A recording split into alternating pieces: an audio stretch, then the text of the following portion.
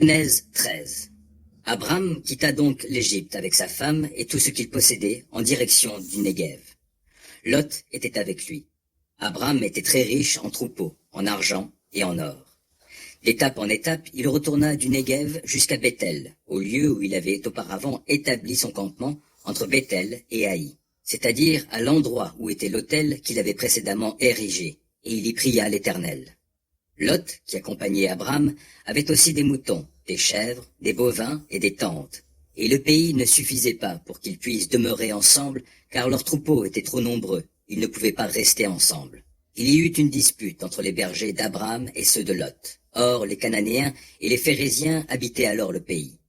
Abram dit à Lot, « Nous sommes de la même famille. Qu'il n'y ait donc pas de dispute entre nous, entre mes bergers et les tiens. Séparons-nous plutôt. Tout le pays est à ta disposition. Si tu vas à gauche, j'irai à droite, et si tu vas à droite, j'irai à gauche. » Lot regarda et vit toute la plaine du Jourdain qui s'étendait jusqu'à Tsoar. Avant que l'Éternel eût détruit Sodome et Gomorrhe, elle était comme le jardin de l'Éternel, comme la terre d'Égypte.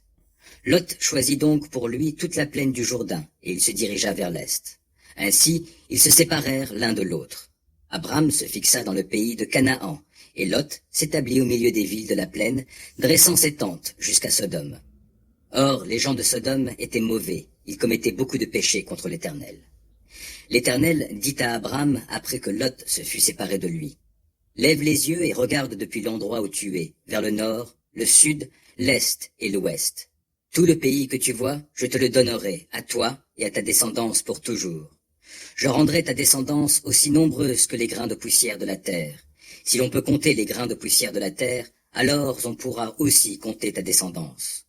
Lève-toi, parcours le pays en long et en large, car je te le donnerai. » Alors Abram déplaça son campement et vint se fixer près des chênes de Mamré, aux environs d'Hébron, et il bâtit là un autel à l'Éternel.